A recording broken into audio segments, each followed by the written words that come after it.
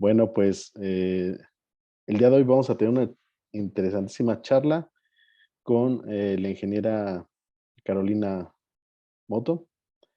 Les vamos a dar un breve resumen de su trayectoria. Igual ella se va a presentar, pero me gustaría hablar un poco de su trayectoria. Carolina Moto es ingeniera en alimentos con más de 20 años de experiencia en la industria de los alimentos. Se desempeñó en posiciones gerenciales en empresas de primer nivel, liderando cambios profundos en los sistemas de calidad e inocuidad. Ha diseñado e implementado programas de gestión de alérgenos en procesos complejos y ha obtenido calificación de World Class para las plantas productivas de Unilever en Argentina, en la división de alimentos. Actualmente es directora de su consultora especializada en gestión de alérgenos alimentarios. Es autora de numerosos artículos de divulgación, conferencista, tanto en ámbitos públicos como privados, y también actualmente se desempeña como docente universitaria. Su propósito de vida es ayudar a la gestión de alérgenos en plantas para mejorar la vida de los niños y los adultos que padecen alergias alimentarias. Entonces, vamos a darle la bienvenida nuevamente, Carolina. Ahorita te paso el control para que nos des tu presentación. Muchísimas gracias, Gerardo. Bueno, voy Adelante. a compartir la pantalla. Sí, vemos. Ahí estamos. ¿Se ve bien? Sí, sí, sí, adelante. Muy bien. Bueno, antes que nada, muchísimas gracias, Gerardo, por la presentación, por la convocatoria. Gracias también a la asociación por el excelente trabajo que hacen, aportando valor a los profesionales de la industria, sumando habilidades. Así que muchas gracias. Es una alegría muy grande para mí estar hoy acá, compartir este espacio con ustedes. Como dijo Gerardo, mi propósito es mejorar la vida de las personas con alergias trabajando con la industria, que es de donde vengo, donde me he formado. La industria ha sido siempre mi gran maestra, así que bueno, volcar todo lo aprendido a mejorar la gestión de alérgenos. Soy una apasionada de la temática de alérgenos alimentarios, tengo una historia personal con la alergia que ha sido mi motor, el origen, digamos, de todo esto. Y mi propósito para hoy, mi objetivo para esta charla es poder compartir herramientas prácticas, de aplicación práctica, para que mañana mismo puedan aplicarlo en sus plantas, en las plantas de los clientes con los cuales trabajan, y mañana mismo comenzar a mejorar la gestión, a de alguna manera aliviar los mayores dolores que tenemos en la gestión de alérgenos. Así que sin más introducción, para aprovechar al máximo este espacio, vamos directamente a entrar en materia. Bien, aquí entonces la convocatoria de la asociación. Bueno, esto es simplemente un recorrido muy breve de mi vida personal y mi vida laboral. Tengo 2 niños de 10 y 6 años. El más pequeño fue el que tuvo alergia alimentaria severa en sus primeros meses de vida, y eso me marcó como experiencia, y decidí por eso seguir este camino y este propósito. Hay un poquito del recorrido por la industria, muchos años de planta, y bueno, hoy enfocada exclusivamente en la gestión de alérgenos. Bueno, y hablando de alérgenos alimentarios, ¿qué son los alérgenos alimentarios? Seguramente para ustedes son ya conocidos. Sí, aquí traje los grandes 8. En el caso de México se suman los moluscos, ¿sí? Estamos hablando de pescados, de crustáceos, de cereales que contienen gluten, cacahuate. Si en algún momento digo maní, disculpas, porque aquí en Argentina decimos maní y no cacahuate, pero voy a tratar de hablar siempre de cacahuate, No te preocupes. soja o soya, frutos secos o nueces de árbol, como también indica la legislación mexicana. Nosotros decimos frutos secos aquí en Argentina, pero en muchos países se habla de nueces de árbol, leche y huevos. Y todos los derivados de estos alérgenos que conservan las proteínas alergénicas. Aquí está citada la legislación mexicana, y la legislación mexicana, como la legislación de muchos países, contempla excepciones. Estas excepciones son aquellos derivados donde hay evidencia suficiente de que el proceso de obtención reduce la alergenicidad potencial. Por eso, cuando pensamos en las excepciones, tenemos que guiarnos solamente por aquellas que positivamente están indicadas en la legislación de cada país. Las que no están, los derivados que no están exceptuados en forma positiva, en esa lista positiva, se considera que no hay evidencia suficiente y deben considerarse de declaración obligatoria. Aquí simplemente una división de estos alérgenos en función del grupo etario en el cual hay más prevalencia.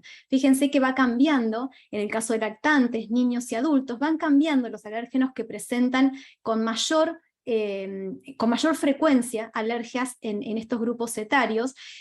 También hay algunas cuestiones importantes con la persistencia de la alergia. Sabemos que hay algunos alérgenos, por ejemplo, la leche, por ejemplo, los cereales que contienen gluten, que cuando hablamos de alergia, no de enfermedad celíaca, cuando hablamos de alergia, tienden a no persistir de por vida, sino que conforme el sistema inmune, por ejemplo, de un lactante va madurando, se supera y deja en algún momento de generarse esta respuesta alérgica. Pero hay otros alérgenos, por ejemplo el cacahuate, que cuando se tiene la alergia se persiste de por vida. Es un tipo de alergia que no remite en algún momento de la vida o con la maduración del sistema inmune. Por eso que el cacahuate, además, como está relacionado en gran medida con la respuesta más severa de la alergia, que es la anafilaxia, se lo toma en general como el alérgeno ícono, ¿sí? Se piensa en el cacahuate como ícono porque es aquel que presenta mayor persistencia y también es el más asociado a la anafilaxia. La clínica de la alergia alimentaria tiene distintas manifestaciones, no voy a ahondar demasiado en ellas, pero sí decirles que la expresión más severa de la alergia alimentaria es justamente la anafilaxia, que pone en riesgo la vida, porque lo que ocurre es la falla sistémica y lo que genera es que en segundos se produce un shock generalizado, hay una liberación de mediadores químicos tipo histamina en forma desmedida, y de no mediar una aplicación de un antihistamínico, la persona puede perder la vida. La alergia alimentaria es el 80%, explica el 80% de las causas de anafilaxia en la infancia. Esto replica a nivel mundial, esta cifra es a nivel mundial. El 80% de los niños que sufren anafilaxia está asociado con alergia alimentaria. Si pensamos en el tamaño del problema, si pensamos en la dimensión de la problemática de las alergias alimentarias, vemos aquí la prevalencia según los grupos etarios. Si pensamos en la alergia de forma más general, vemos que 1 billón de personas sufre enfermedades alérgicas, dentro de las cuales están las alergias alimentarias. Y esta proyección da que para 2050 van a ser 4 billones, con lo cual la proyección es solamente creciente. Si pensamos en las reacciones adversas a los alimentos como un todo, vemos que afectan al 20% de la población mundial. Y si miramos en un zoom la alergia alimentaria, vemos aquí representada la prevalencia según los grupos etarios. ¿Sí? Cada 3 minutos la alergia alimentaria envía a una persona a una sala de emergencia. Estas son cifras de Estados Unidos. En Estados Unidos la prevalencia de la alergia se incrementó 10 veces en los últimos 35 años. Y no solamente la prevalencia en números, sino también la gravedad de la respuesta alérgica, la severidad. En el término de 2007 a 2016 aumentó 400% los casos de anafilaxia. Entonces, no solo mayor incidencia, sino también mayor severidad. Esto también replica a nivel mundial. 1 de cada 12 niños menores de 5 años sufre alergias alimentarias. O sea, el número es importante, ¿sí? A mí me gusta pensarlo como que en una sala sala de primera infancia o de jardín de infantes, como decimos aquí en Argentina, puede haber al menos 2 niños con alergia alimentaria. Esta cifra, insisto, replica a nivel mundial.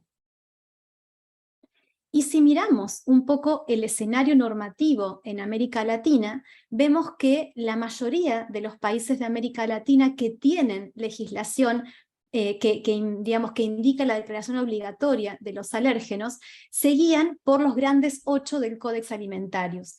En el caso de Brasil, es el único país del mundo que incorpora el látex, y en el caso de México incorpora moluscos, también a los grandes 8.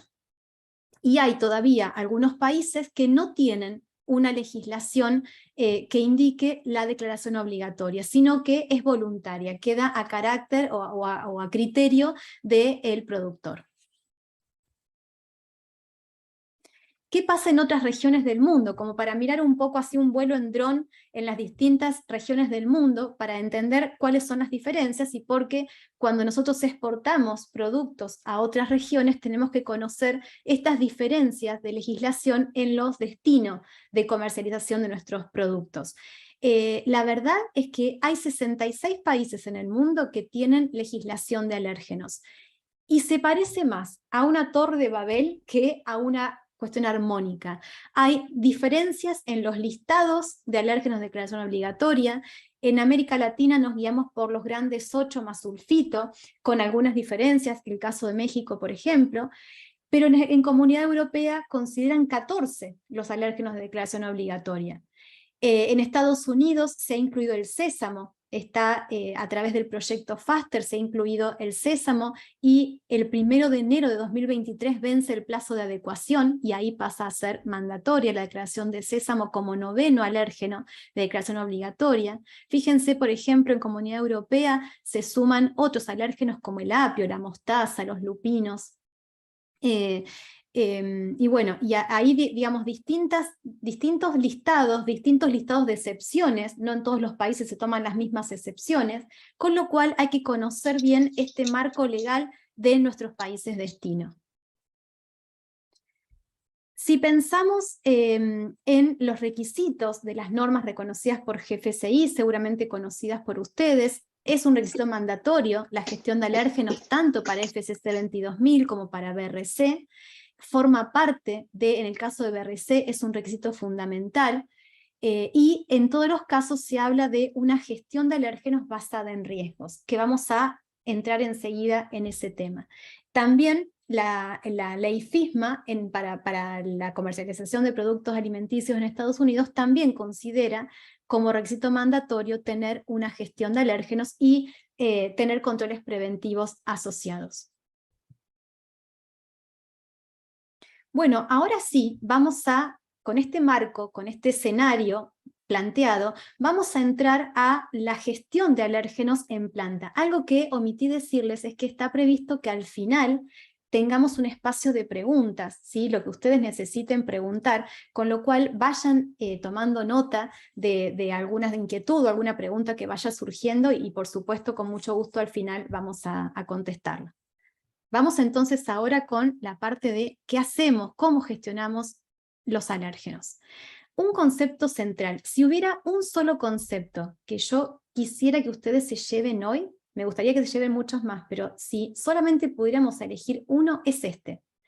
Esta es la piedra fundamental de la gestión de alérgenos. Y significa que un alérgeno es un peligro para la inocuidad alimentaria si y solo si no está declarado. Es un concepto simple, pero que muchas veces en la gestión, en el diseño de programas de gestión de alérgenos, se pierde de vista.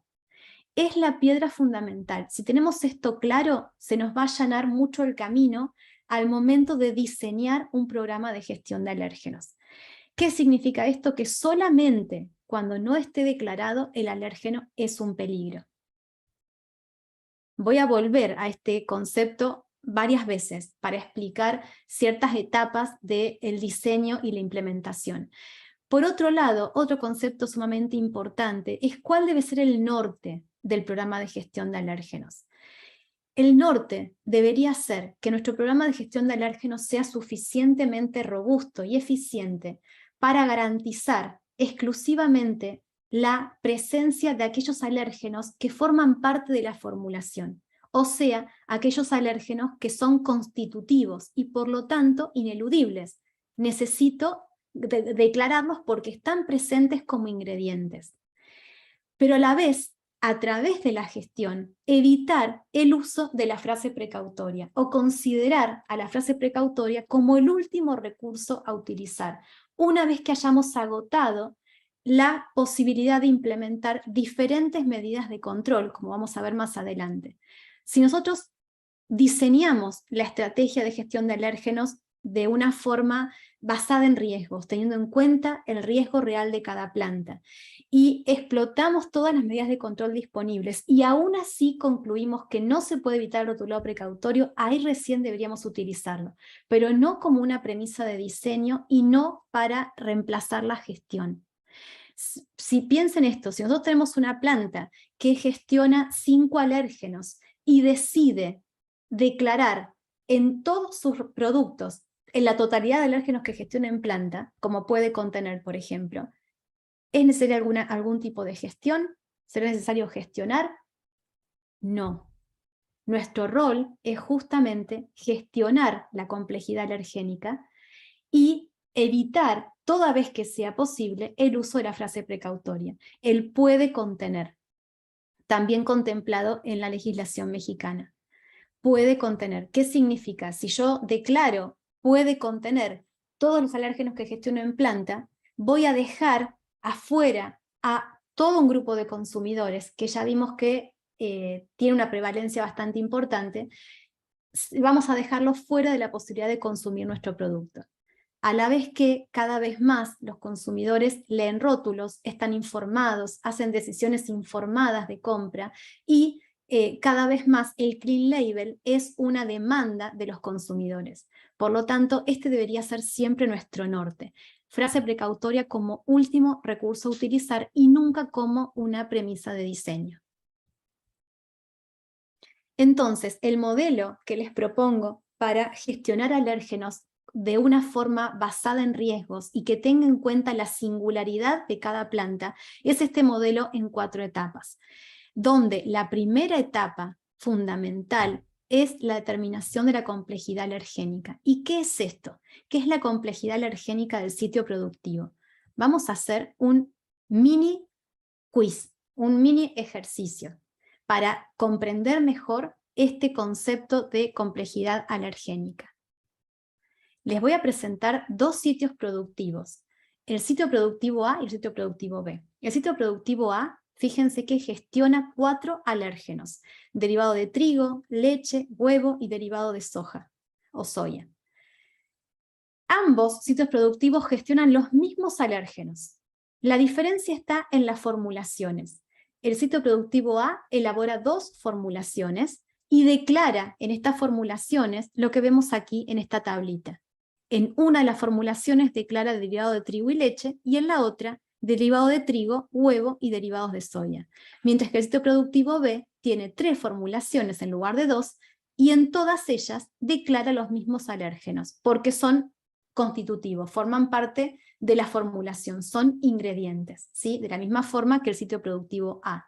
Entonces la pregunta que les hago, y los invito y las invito a contestar en el chat la respuesta que consideren correcta o abrir el micrófono, lo que les resulte más fácil, ¿cuál de estos sitios productivos, a su entender, tiene mayor complejidad alergénica? ¿El sitio productivo A, el sitio productivo B, o tienen similar complejidad alergénica?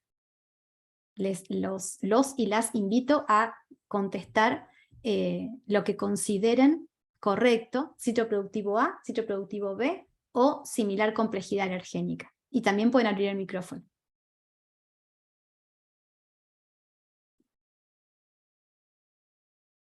Esto nos va a servir para aterrizar este concepto, para pensarlo más claramente. Bueno, en el B se ve que sí gestionan soya, pero no se está declarando en alguna de las formulaciones. Solamente, pensemos que solamente tiene estas formulaciones vigentes, ¿sí? Y declara en las 3 formulaciones los mismos alérgenos. Supónganse que el sitio productivo B es una planta de panificados. Entonces podría representar más riesgo el B porque no está declarando la soya, pero sí la gestiona. Bueno, vamos a ver qué contesta la mayoría y vamos a la respuesta, ¿sí?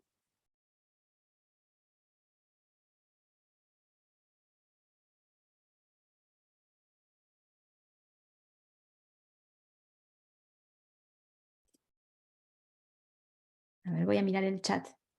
Sitio A tiene las mismas complejidades, 2 respuestas.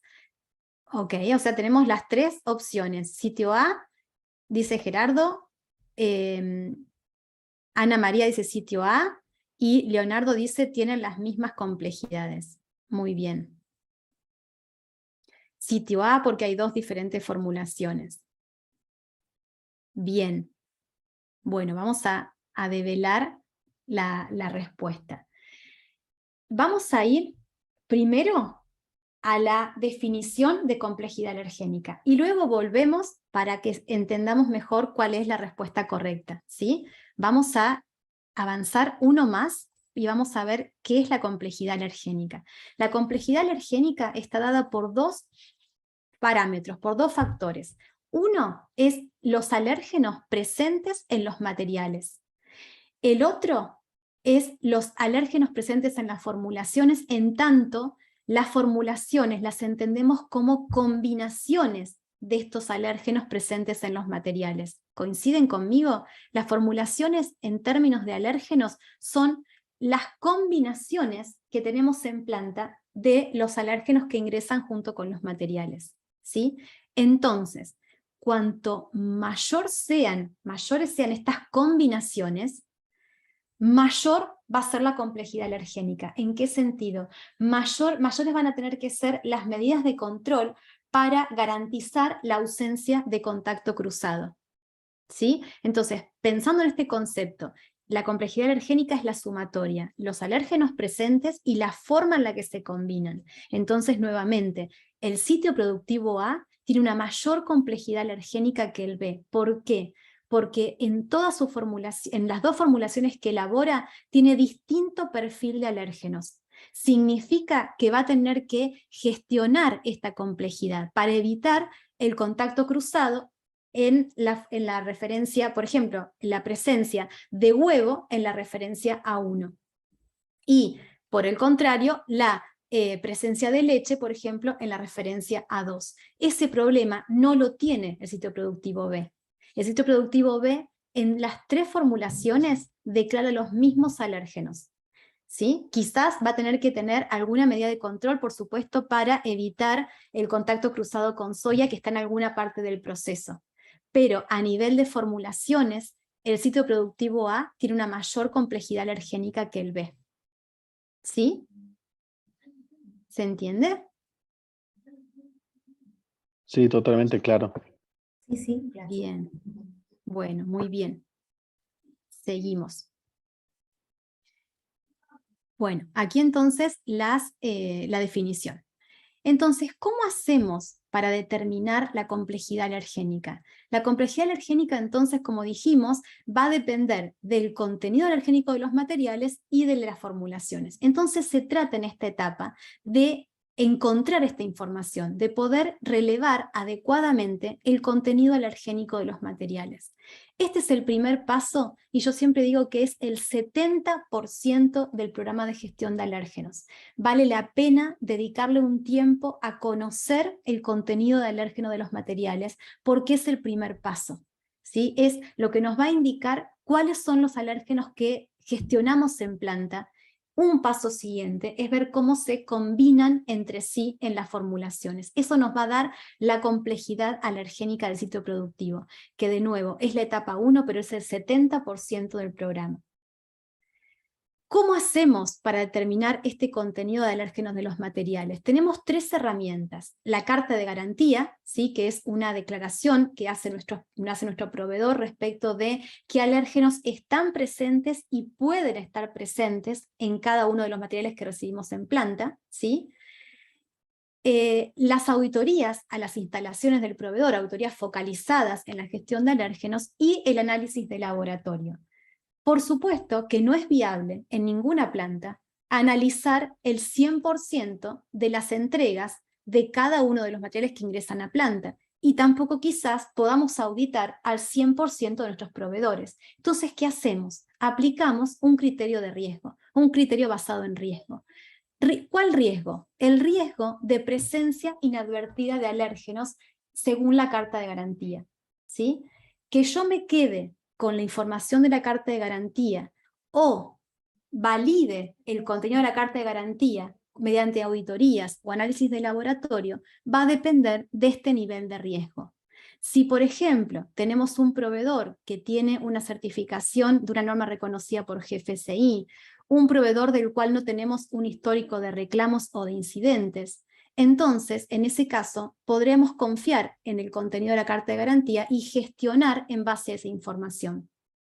Pero si por el contrario tenemos un proveedor que registra un histórico de incidentes, por ejemplo, o que la carta de garantía no es inconsistente o es inexistente, vamos a tener que recurrir a otras herramientas para poder hacernos de esta información que es clave, que es el contenido de alérgenos de los materiales, ¿sí? Entonces, estos elementos, el sistema de gestión de inocuidad que tenga el proveedor, el histórico que tengamos de ese proveedor y la robustez de la carta de garantía, nos van a permitir identificar si estamos frente a un proveedor con un nivel de riesgo respecto de la presencia inadvertida de alérgenos alto, medio o bajo. Y en función de eso, armar nuestro plan de control. ¿Sí? ¿Hasta acá vamos bien? Todo bien. Muy bien. Bueno, seguimos. Entonces, una vez que conocemos el contenido de alérgenos de los materiales, vamos a pensar cómo se combinan en las formulaciones y vamos a poder armar una matriz de este tipo, donde acá vamos a tener claro el escenario completo de combinaciones de alérgenos en las formulaciones. Con esta información vamos a poder tomar un montón de decisiones, pero necesitamos que la información que coloquemos en esta matriz sea confiable. Por lo tanto, necesitamos hacer el trabajo previo de relevar el contenido de alérgenos de los materiales. Ahí marqué el sulfito, porque el sulfito es un alérgeno especial, no es una proteína, y es el único que tiene un umbral. Debemos declarar la presencia de sulfito toda vez que esté presente en una concentración mayor o igual a 10 partes por millón en el producto final. Entonces, en cada caso, tendremos que calcular si la presencia de sulfito es mayor o igual a este valor umbral para poder definir si esa formulación necesitará declarar al sulfito como alérgeno o no. Una vez que tenemos definida esta complejidad alergénica, vamos a la siguiente etapa, que es, como yo le digo en un término futbolero, es rayar la cancha, es definir la estrategia, la mejor estrategia posible para nuestro sitio productivo. ¿Y en qué nos basamos para tomar estas decisiones? Nos vamos a basar en la escala que tenga nuestra planta, en la diversidad de fórmulas, o sea, en cuánta complejidad tengamos en la planta, lo que relevamos en la etapa anterior, y los recursos que tengamos disponibles. ¿Y cuáles son estas premisas que podemos utilizar?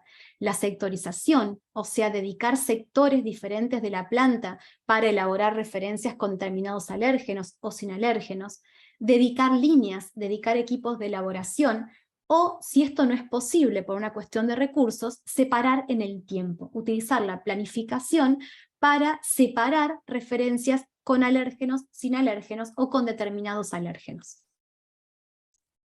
Vamos a un pequeñito también quiz para pensar un poco por qué es tan importante definir esta estrategia de la mejor forma posible. Aquí tenemos el sitio productivo A solamente. El sitio productivo A gestiona los alérgenos que habíamos visto anteriormente, derivado de trigo, leche, huevo y derivado de soya. Y tiene 3 formulaciones. ¿Sí? En este caso pensamos que tiene 3 formulaciones. Tengo un escenario 1 donde en la planta hay una única línea que necesita elaborar de esta forma las 3 referencias con diferente perfil de alérgenos. Y un escenario 2 en el cual puedo dedicar líneas exclusivas. La pregunta que les hago es, ¿los peligros de contaminación cruzada o de contacto cruzado por alérgenos serán los mismos en el escenario 1 que en el escenario 2 para los mismos alérgenos que se gestionan? para la misma complejidad alergénica, ¿tendremos los mismos peligros en un caso que en el otro? Pueden abrir el micrófono cuando quieran.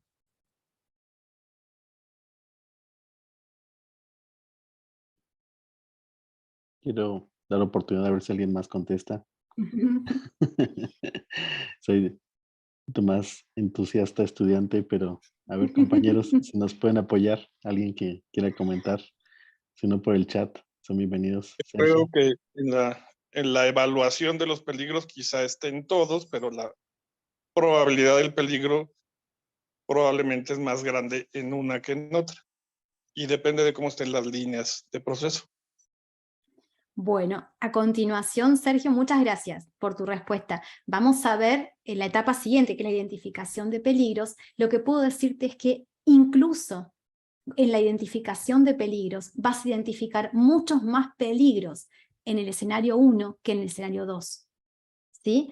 Porque para la misma complejidad alergénica, tú tienes un escenario 1 donde necesariamente vas a tener que garantizar mediante gestión que no haya contacto cruzado de alérgenos que no van a estar declarados en la referencia A1, A2 y A3. Ese problema no lo tenemos en el escenario 2, donde sí podemos dedicar líneas. Por lo tanto, los peligros van a ser diferentes, más allá de su probabilidad. ¿Sí? Va a haber peligros que no vamos a identificar. Por ejemplo, el contacto cruzado por el uso de líneas compartidas. ¿Sí? Eso existe en el escenario 1, pero no existe en el escenario 2. ¿Sí? Correcto. Por ahí Leonardo en el chat nos comenta que no, dice que no, ya que si se utiliza una sola línea, la probabilidad de contaminación cruzada es mayor. Muy bien, perfecto. Muchas gracias, Leonardo. Bien, es así, ¿sí? Entonces, ¿qué quiero mostrarles con esto? Que la estrategia que definamos va a determinar los peligros que tengamos en el proceso. Entonces, por eso es tan importante seguir esta etapa, seguir estas instancias. Primero, conocer perfectamente cuáles son los alérgenos que ingresan en la planta y cómo se combinan en términos de formulaciones. Con esa información, más el diagrama del flujo del proceso, vamos a poder determinar las premisas de diseño, vamos a poder determinar la estrategia en función de los recursos que tengamos en planta. ¿Qué significa? Si sectorizamos, si dedicamos líneas, o si no podemos hacer nada de eso y tenemos que separar en el tiempo. Con esta información de entrada vamos a la etapa de identificación de peligros. Y acá vamos a usar el HACCP que tenga cada planta. No vamos a inventar la rueda, no vamos a hacer un sistema diferente para gestionar alérgenos del sistema que se utiliza en planta para gestionar los demás peligros para la inocuidad. Vamos a usar el HACCP con dos consideraciones. La primera es que la severidad es alta por default. El peligro que vamos a identificar en cada caso es presencia de alérgenos no declarados en el producto final. Por lo tanto, la severidad es alta. ¿Por qué? Porque puede causar la muerte. ¿Sí? La probabilidad va a depender de los históricos, de la información histórica y de los criterios que tenga cada planta para determinar la probabilidad en la etapa de identificación de peligros. Entonces, en esta etapa nos valemos del HACCP tal y cual está implementado en la planta. ¿Sí? Y nos va a permitir también entonces identificar en qué puntos del proceso existen peligros y luego si estos peligros son o no significativos. ¿Sí? Y luego, al final de todo, lo que hacemos es seleccionar las medidas de control, ¿sí? Entender dónde necesitamos aplicar medidas de control y dónde no es necesario. Por lo tanto, ¿por qué decimos que es un programa basado en riesgos y a medida? Porque vamos a colocar las medidas de control que se necesiten estrictamente para cada proceso. No como algo genérico, sino derivadas de este análisis de riesgo. Solo las medidas de control que necesitamos tener, ¿sí? Cosa que también garantiza la sostenibilidad en el tiempo. Medidas de control las que se necesitan, no medidas de control redundantes o medidas de control genéricas, sino las que necesita el sitio productivo en base a su complejidad alergénica, a su estrategia de gestión de alérgenos y a los peligros que deriven de esa estrategia. ¿Sí? Algunas medidas de control quiero compartir con ustedes, algunas nada más para poder avanzar y dejar tiempo para preguntas. En la recepción de materiales, algo que se puede utilizar y es muy útil utilizar y se puede usar en varias etapas también es el código de colores, el código de números, sumamente útil y sumamente intuitivo asignar colores y números a los distintos alérgenos. Siempre que puedan hacer esto, háganlo, porque rinde muchísimo, da muchísimos resultados, ¿sí? Y por otro lado, en la recepción, garantizar que los responsables de la recepción reciban solamente aquellos materiales que están aprobados, cuyo estatus alergénico es conocido por nosotros. Si no, compramos un cheque en blanco, no sabemos qué alérgenos están ingresando en la planta. El almacenamiento de materiales también es una etapa que puede representar peligros, y aquí lo que tenemos que hacer es garantizar almacenamientos donde un alérgeno solamente se puede almacenar sobre el mismo alérgeno. Acá tienen un ejemplo donde vamos incrementando, conforme aumentamos en altura en los racks, vamos colocando siempre el mismo alérgeno. ¿Sí? Esto disminuye drásticamente las posibilidades de contacto cruzado en caso de rotura o derrame. En el caso de una de las etapas más críticas para los procesos, que es el fraccionamiento, pesaje de ingredientes, aquí el error que siempre está latente es el equivocar los ingredientes que se dosifican en la parte de premezclas o en la parte de ingredientes menores. Si yo cambio, sustituyo o adiciono por error un ingrediente que no estaba previsto, puede ser que esté incorporando alérgenos que no van a estar declarados en el producto final. Entonces, eso es uno de los peligros con los que convivimos en esta etapa y requiere ciertas medidas de control, como por ejemplo, una hoja de ruta, una hoja de elaboración, el uso de utensilios de colores separados. En esta etapa es bien importante. Una medida de control que ayuda un montón también desde la planificación, es ir planificando con una cuestión creciente de incorporación de alérgenos. Esto nos va a permitir reducir el peligro de contacto cruzado y también los tiempos operativos de limpieza, ¿sí? Porque lo que hacemos es sumar un alérgeno cada vez, ¿sí? Por supuesto que para volver a arrancar la producción del lunes, la limpieza después de elaborar la referencia con todos estos alérgenos tendrá que ser validada, por supuesto, para que esto funcione. Una cuestión importante en el envasado tiene que ver con equivocar el material de empaque. Los recalls por declaración incorrecta de alérgenos ocupan el primer lugar en Estados Unidos, en Nueva Zelanda, en Australia, en Canadá. Cómodamente, si miramos causas de recall año tras año, alérgenos no declarados ocupa el primer lugar cómodo, con ventaja. Si miramos dentro de esos recalls cuál es la causa principal, es el error en el envasado. ¿Qué significa esto?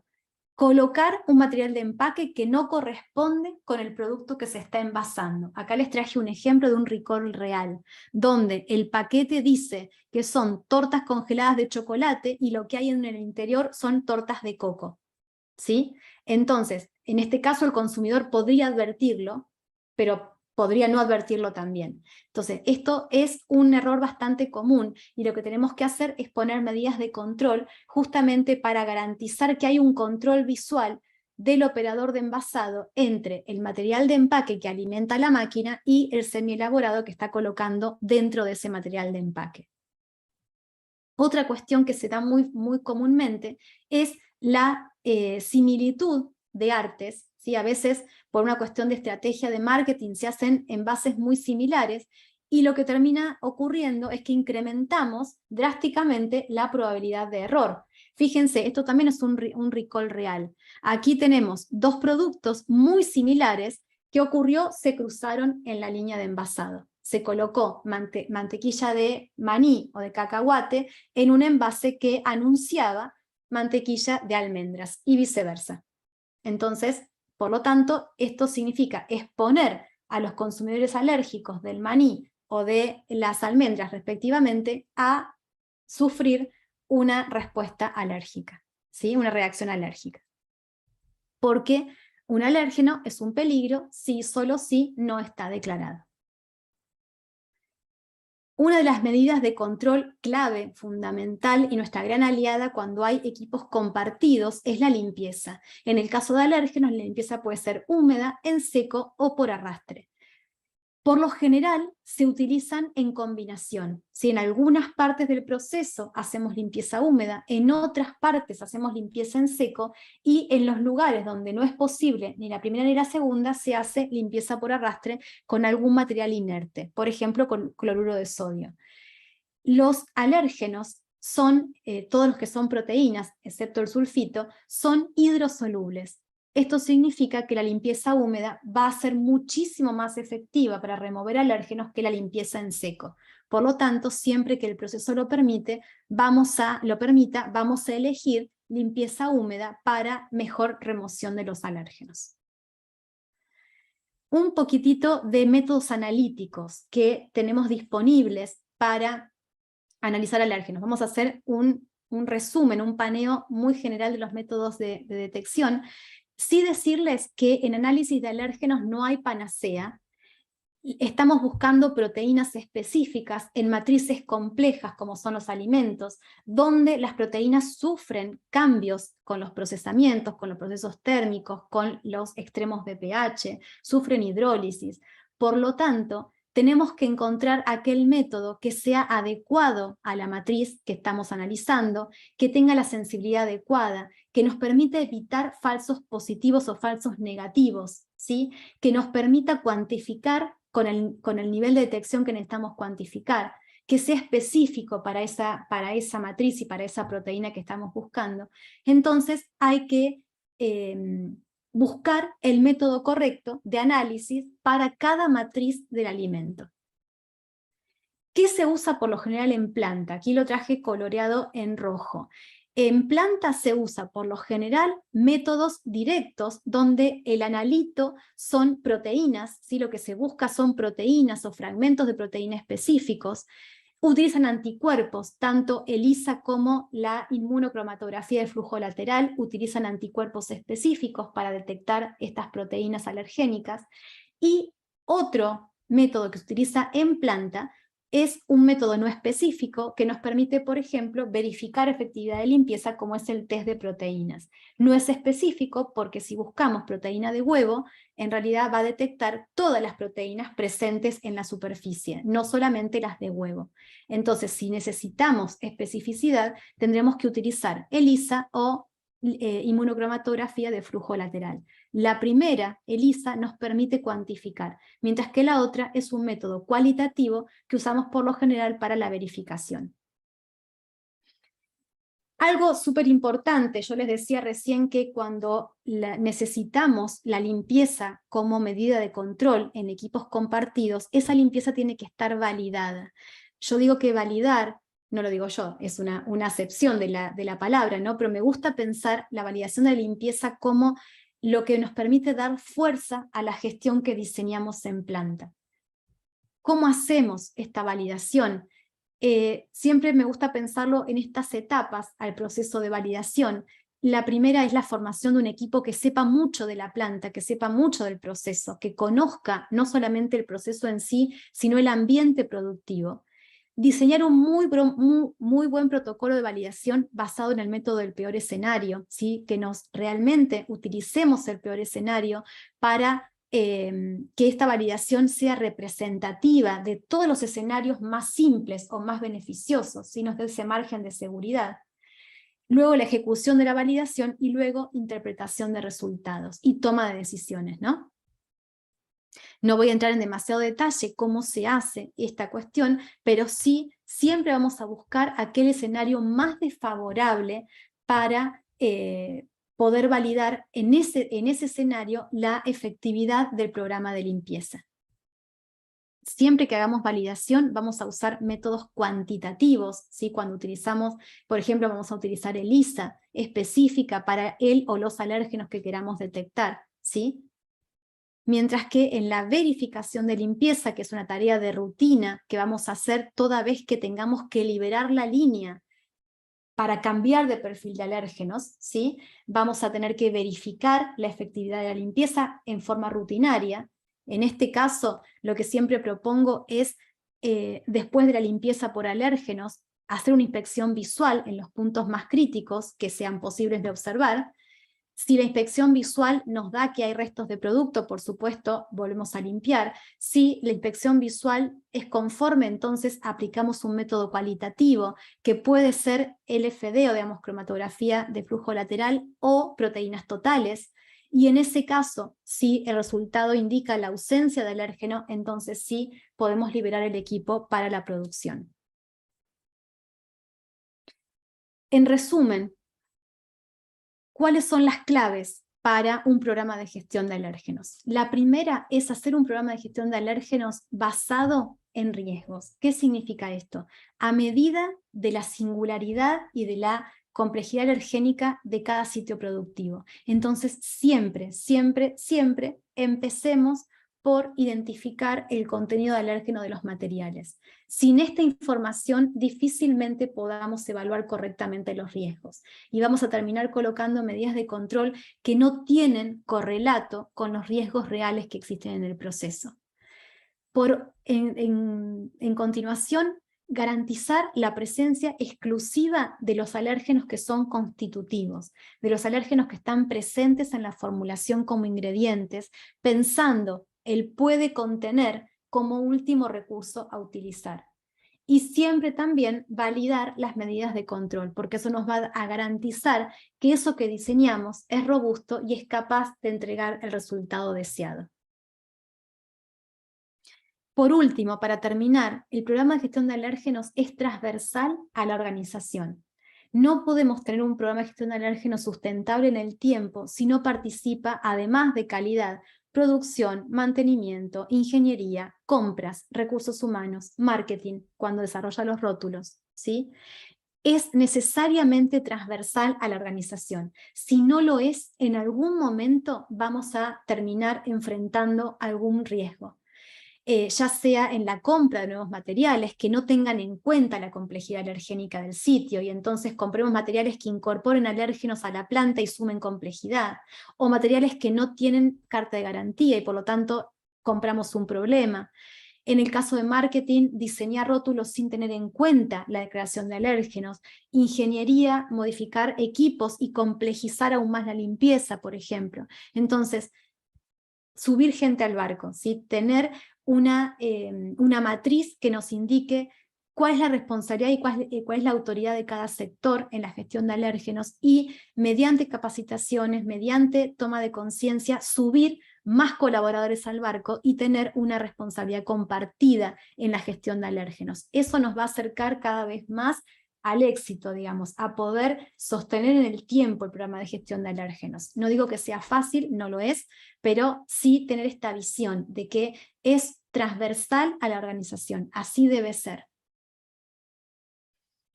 Hasta aquí el material preparado para ustedes para compartir en esta breve conferencia. Les pregunto ahora si hay dudas, si quieren consultar algo, si hay algo que no quedó claro. Soy todo oídos para escucharlos y escucharlas. Excelente charla, Carolina. Me encantó, fue un resumen ejecutivo bien hecho. El tema da para mucho, de hecho casi que cada diapositiva la podrías desglosar en un curso completo, pero antes de apoderarme del micrófono te quiero presentar al doctor Arturo Sandoval, que es el presidente de AMBEIC, y tu servidor, que es el vicepresidente de AMBEIC. Igual, no sé si puedes hablar, Artur.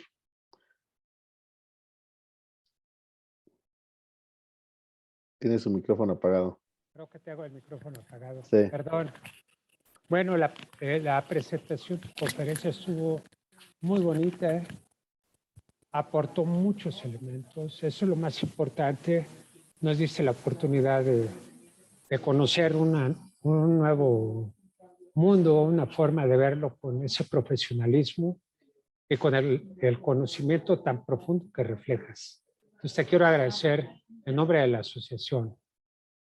Muchísimas gracias, Arturo, un honor, muchísimas gracias. Gracias. Me alegro que le haya aportado valor, era la idea. Esperamos que sea la primera de muchas. Finalmente no? nuestra asociación está en contacto con con todos nuestros colegas que estamos en el ámbito de la inocuidad, que es una actividad interdisciplinaria. Y bueno, qué mejor que hacerlo en nuestra América, ¿no? Muchas gracias. Muchas gracias a usted, Arturo. Es todo un honor para mí y realmente creo que tenemos un camino muy largo por recorrer en América Latina. Nuestras leyes son jóvenes comparadas con las legislaciones de Europa, de Nueva Zelanda, de Australia, de Estados Unidos. Ellos tienen más años trabajando en alérgenos, con lo cual tenemos mucho por hacer en América Latina, mucho por recorrer. Así que, bueno, mi idea, mi intención es, mi propósito justamente es esto, es apuntar a la industria para mejorar la vida de las personas con alergias. Eso es lo que hago todos los días. Mil gracias. No, a ustedes, a ustedes. No. Bueno, escucho en caso que haya dudas, aquí hay algo en el chat también. A ver, Leonardo, adelante. Hola, ¿qué tal? Muy buenas tardes. Muchas felicidades, la plática estuvo bastante padre. Es un tema muy interesante. Gracias, Gerardo, por gestionar esto. La verdad, me gustó mucho. Y mi duda es en cuanto a los ingredientes sensitivos. Si bien no son alérgenos, pero en algunos casos, cuando, digamos, la cantidad es mucha, sí puede causar reacciones alérgicas. ¿Cómo sería la manera adecuada de gestionarlos? Bueno, excelente tu pregunta, Leonardo, y gracias por el feedback. Nosotros tenemos que gestionar alérgenos, digamos, los alérgenos que vamos a gestionar en la planta son aquellos que están identificados en la legislación de nuestro país, digamos, nuestro país local y los países de destino, ¿no? En el caso de los demás ingredientes que no están en esa lista positiva, no podemos declararlos como alérgenos, pero sí tenemos que tener en cuenta los umbrales. O sea, por ejemplo, si nosotros utilizamos nitrito, por decir un ejemplo, tenemos que utilizarlo en el nivel permitido por la legislación, entendiendo que por debajo de ese nivel no debería causar sensibilidad en aquellos individuos que tengan sensibilidad a esos componentes, ¿sí? Entonces, no los gestionamos como alérgenos de declaración obligatoria, no los vamos a declarar en el rótulo, como en la lista de alérgenos, pero sí tendremos que tener en cuenta, por ejemplo, la dosificación correcta en la etapa del proceso en la cual se dosifica, no dosificar de más, por ejemplo, ¿sí? Sabiendo que puede generar una sensibilidad especial en algunos consumidores. Yendo un poco a cómo se definen los alérgenos, se define en función de la prevalencia poblacional, ¿sí? Estos grandes 8 del Códex son responsables del 90% de las alergias en el mundo. Por eso es que no todos los alimentos que causan sensibilidad son alérgenos de declaración obligatoria. Solamente aquellos que, digamos, para los cuales existe una masa crítica de población que presenta sensibilidad a esos componentes. Ok, muchas gracias. No, a ti. Aprovechando la pregunta de Leonardo, ¿nos puedes mencionar cuáles son otros que son considerados como sensitivos, además del sulfito? Bueno, el sulfito sí es de declaración obligatoria, ¿no? En muchos casos, por ejemplo, se asocia con alérgenos a las frutas, pero las frutas van por un mecanismo distinto. Digamos, las frutas, los alérgenos o los responsables de alergia en las frutas y en las hortalizas tienen una conformación, esas proteínas diferentes a las proteínas, a los alérgenos principales, y por lo general se degradan en el tracto digestivo. Por su conformación espacial, terminan siendo degradadas por los ácidos digestivos. Por lo tanto, producen lo que se llama el síndrome alérgico oral, pero va por una vía distinta. Y justamente por esto no se los incluye dentro del listado de alérgenos principales. Ahora se me viene a la mente esto. Bueno, Brasil considera el látex, por ejemplo, que es el único país del mundo que considera el látex, por los derivados del caucho, como alérgeno, no así en los demás países. Si pensamos en Comunidad Europea, por ejemplo, para Comunidad Europea el apio, la mostaza, los lupinos son alérgenos de declaración obligatoria, no así en nuestros países de América Latina. Ahora no se me ocurren otros que pudiera nombrar. De hecho, como bien lo mencionas, en el caso de Costco para clientes en México, les pide el control de los guantes de látex en sus programas de auditoría. Entonces, todos los productos que son manufacturados para esa empresa, se pide que no se utilicen guantes de látex. Entonces, igual, tal vez no es por legislación, pero sí por requisito de cliente. Hay quien también el amarillo número 5 o el rojo carmín también los consideran a veces como sensitivos. Me estaba olvidando de eso, es la tartrazina, en algunos casos también, tartrazina se considera sensitivo, sí. En esos casos sí se declara en el listado de ingredientes, y eso es mandatorio, no así como alérgeno. Digamos, sería un error, estaría mal declararlo como alérgeno, porque solamente debemos declarar en el listado de alérgenos aquellos que son de declaración obligatoria en nuestro país o en el país destino. Muy bien. ¿Alguna otra pregunta, algún otro comentario? Por ahí, Luz María dice que le pareció muy interesante la plática. Muchas gracias. Voy a dejar de compartir, así nos vemos. ¿Alguien más que tenga alguna pregunta? Ana María, por favor. Buenas noches. Buenas noches. Hola, Ana María. ¿Cómo estás, Carolina? Felicitaciones por la exposición, impecable, sinceramente, muy bonita. Muchas gracias. Tengo un poquito inestable mi internet, por eso que también ni prendo la cámara, pero que tenía dos preguntas. En el tema de, donde tú nos colocas, el tema del almacenamiento, me pareció cierta curiosidad de la disposición que deben tener los alérgenos en los racks. Esa disposición que es de la parte inferior hacia el superior, ¿tiene alguna significancia? ¿A qué se debe? Porque es importante ponerlo así, uno tras otro, en forma, me parece creciente, ¿no? Algo así. Sí. En la gráfica. Sí. Excelente, Ana María. Si les parece, volvemos a ese slide porque es más fácil verlo en el gráfico. Ya, ¿Sí? Sí, ya comparto nuevamente, un minutito, y vamos a verlo directamente ahí. Tiene que ver, mientras lo busco, tiene que ver con la posibilidad de rotura, que es, siempre estamos sujetos a rotura, digamos, en el almacenamiento. Bueno, aquí estamos, mira.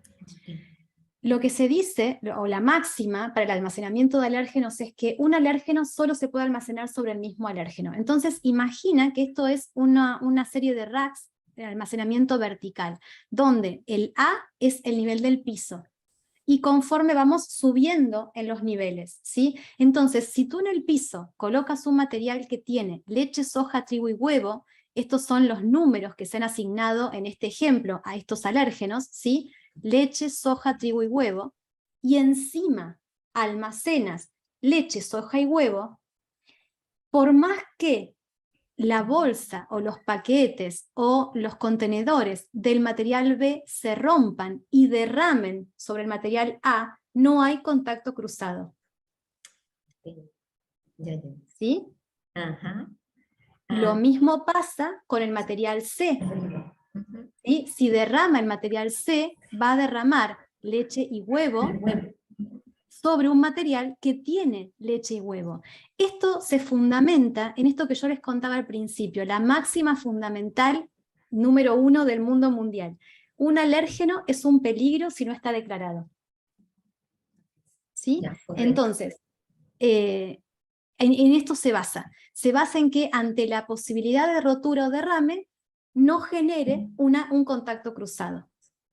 Puede haber una contaminación de otro tipo, ¿no? Por supuesto, sensorial. No vamos a esperar que ocurra este derrame o esta proyección sobre los materiales inferiores, pero de ocurrir, no generaría un contacto cruzado. Ok, listo. Otra pregunta más. Tenía por aquí, cuando nos dices que son netamente hidrosolubles y que el tema de limpieza, si es con agua mejor, ¿qué hacemos cuando la planta no puede sostener mucho el tema de limpieza húmeda y necesitamos más bien más sequedad? ¿Qué nos recomendarías como tipos de limpieza en esos casos? ¿No? Que no... Bien, Ana María. Sí, te cuento desde mi experiencia personal. Yo trabajaba en una planta que tenía todos los alérgenos posibles, en todas las combinaciones posibles, en polvo. El agua no estaba, era mala palabra, porque realmente generaba muchas complicaciones operativas. Por lo tanto, la limpieza era en seco. En esos casos alternábamos limpieza en seco y limpieza por arrastre. Por ejemplo, en las tolvas de envío, había todo un sistema de tolvas de envío, entonces el cuerpo de la tolva se limpiaba en seco, pero las mangas por las cuales se enviaban los materiales se hacía una limpieza por arrastre con cloruro de sodio.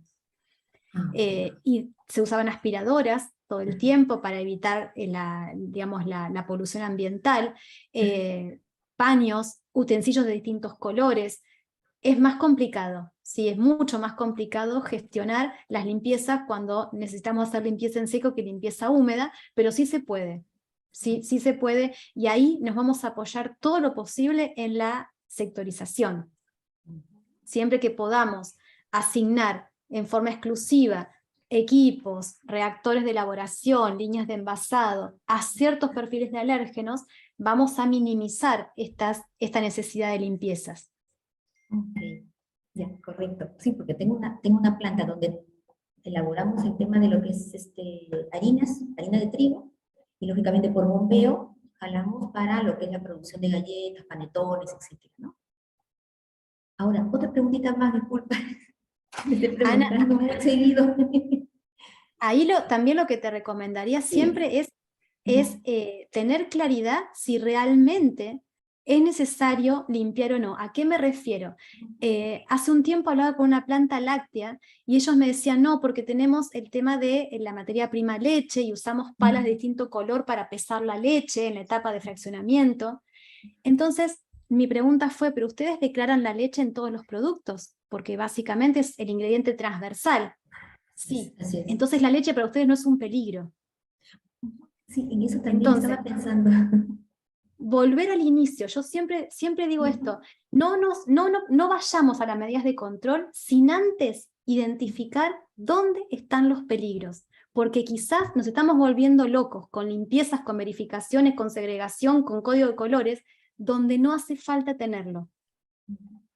Exacto, porque mi planta como es netamente de trigo, ¿no? Entonces el componente principal de materia prima pues es netamente alergeno, definitivamente. Y lo declaras, no hay peligro. Okay. El trigo para ti no es un peligro en tanto lo tengas en todas tus formulaciones. Si en alguna formulación tú me dices, no, yo tengo formulaciones libres de gluten, bueno, ahí sí, en ese caso, identificar en qué puntos del proceso realmente podrías tener una contaminación con gluten y ahí colocas una medida de control. Pero si tú me dices, yo gestiono libre de gluten en una planta que queda separada completamente, no hay peligro. Correcto. Muchas gracias. Muy amable. Gracias a ti. Carolina, muchas gracias a todos por sus preguntas. Me comentan que te están mandando directamente a tu chat algunas preguntas. Si quieres elegir algunas cuantas para responder, y si no, ahorita yo te las leo directamente. Vamos a dejar de compartir. De Daniela y Sergio. Y me parece que también por ahí Juan Carlos también tiene unas preguntas. Hay una evidencia, esto pregunta Sergio, ¿hay alguna evidencia o documento técnico que demuestre que la limpieza en seco elimine un alérgeno? Yo no tengo una evidencia, la evidencia se construye con la validación, o sea, aunque hagamos limpieza en seco necesitamos validar. Necesitamos diseñar un protocolo de validación con el método del peor escenario y validar. En esta planta que yo les contaba de polvos lo hicimos así. Hicimos la limpieza, el programa de limpieza que estaba previsto, con sus etapas de limpieza en seco, con sus etapas de limpieza en arrastre, con sus etapas de limpieza húmeda para partes móviles que sí se podían lavar separadamente en un lavadero, y validamos ese programa de limpieza, pero se valida caso a caso. Y luego hay un nivel de especificidad adecuada para análisis de laboratorio en alérgenos y dónde podemos buscar esos niveles. El nivel, en realidad, por un lado tenemos la sensibilidad de cada método, que vamos a tener una determinada sensibilidad si usamos inmunocromatografía de flujo lateral o ELISA para cada uno de los alérgenos. Cada uno de esos kits tiene asociada una sensibilidad. Y por otro lado, si nosotros estamos hablando del concepto de umbrales, por ejemplo, ahí hay información científica que les puedo compartir de cuáles son los umbrales que se están considerando por parte del comité de expertos de Codex, que se está considerando para cada uno de los alérgenos. Entonces son dos cosas separadas. Una cosa es el umbral y otra cosa es la sensibilidad que nos puedan entregar los métodos de detección. Si no consideramos los umbrales, y nuestra legislación, como la argentina y la mexicana, pide ausencia de un determinado alérgeno para no declararlo, ausencia es por debajo del límite de detección del método. Eso es ausencia, porque el 0 absoluto no lo vamos a tener. Sí vamos a tener un valor no detectable dependiendo cuál sea el método que estemos utilizando. ¿Sí?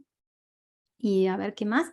¿Cuál es tu opinión de que algunas empresas utilizan para validar pruebas de bioluminescencia para ATP? Bueno, ahí nunca lo voy a recomendar.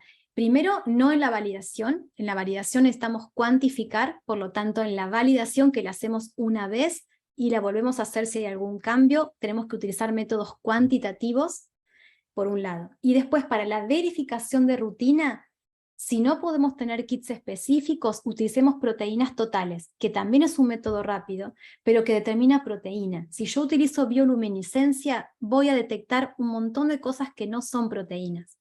Entonces, desde mi punto de vista, no es recomendable utilizar ATP para la verificación, nunca para la validación, pero tampoco para la verificación. Si vamos a verificar de rutina, tengamos proteínas totales, que también es un kit económico y de respuesta muy rápida. Después Daniela pregunta si el programa de gestión de alérgenos se puede aplicar como un programa de control previo a la realización de un HACCP.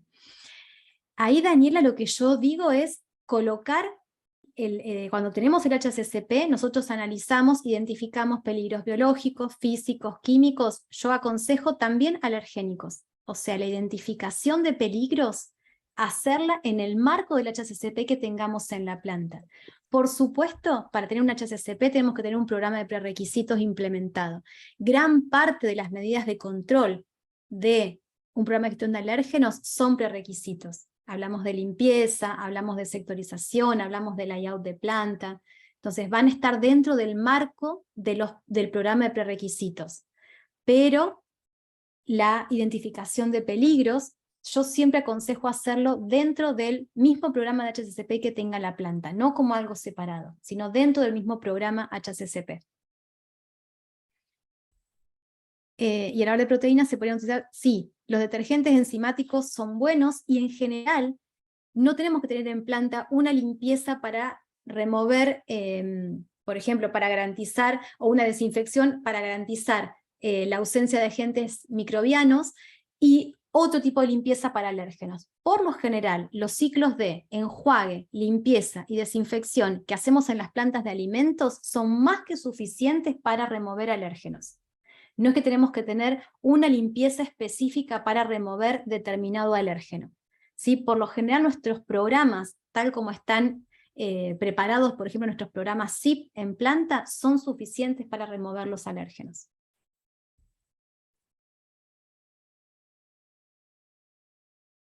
Daniela pregunta, una empresa que exporta y en su formulación maneja alérgenos que son de declaración obligatoria en el país el que se exportará, ¿la empresa tendrá que adecuar su línea de proceso? Sí.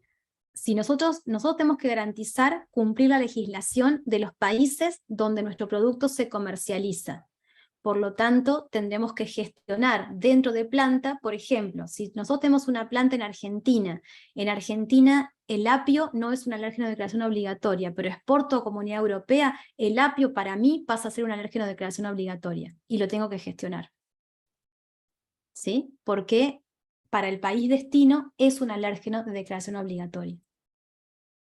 ¿Sí? El apio pasa a ser un alérgeno de los que gestiono en la planta, pasa a formar parte de mi matriz de alérgenos de planta. ¿Sí? Ana María, muchísimas gracias. Bueno, en el chat creo que contemplamos todas las preguntas, no sé si hay alguna otra pregunta que quieran hacer. Igual, como les comentaba, no dejen de seguir a Carolina en LinkedIn está bastante activa con información todos los días, puntualita, muy interesante.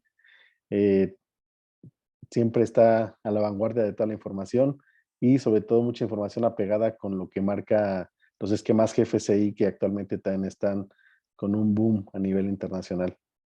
Igual, Muchas gracias. si llegasen a tener alguna duda, no duden en contactarnos, mandarnos un correo y nosotros directamente se la haremos saber a Carolina. ¿Alguien Cómo más? no. Sí, Sí, sin adelante. duda.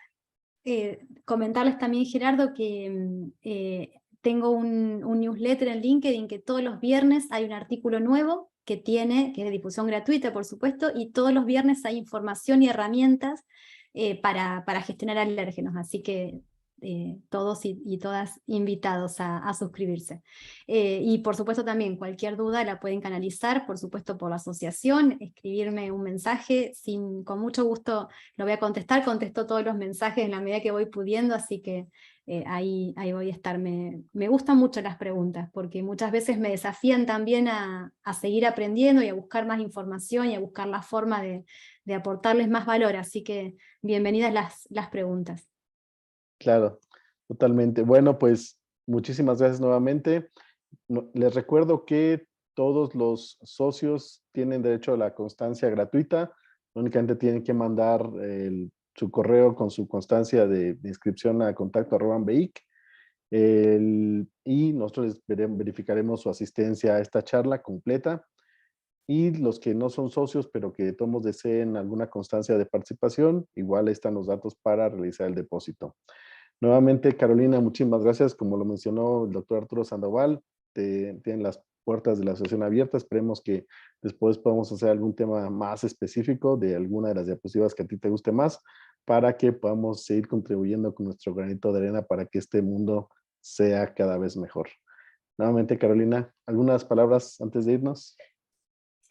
Bueno, muchísimas gracias, Gerardo, coincido con eso.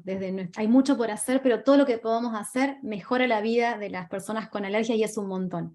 La verdad es que quienes no tienen un programa de gestión de alérgenos, creo que hoy se llevan el primer paso, se llevan un enorme primer paso que es determinar el contenido de alérgenos de los materiales. Con eso van a dar un enorme primer paso.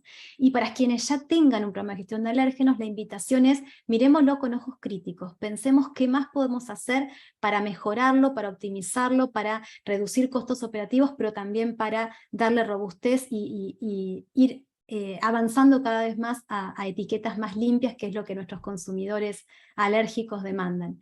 Así que bueno, un placer, muchísimas gracias, Gerardo. Quiero agradecer también a Marcela por todo el proceso de coordinación, que fue un placer, y bueno, espero verlos a todos y a todas muy, muy pronto nuevamente. Muchísimas gracias. Muchas gracias a todos. Hasta pronto. Adiós. Chao. Muchas gracias. Buen día. Gracias. Muchas gracias, Gerardo. Gracias, Leonardo. Gracias, Juan Gracias. Carlos, Armadelia, Antonio, Baltasar, Brenda, Daniela, Elizabeth, Emma, Gracias. José, muchas gracias, Judith, Xochitl, Yadira, Orlando, Sergio. Muchas gracias a todos. Hasta pronto.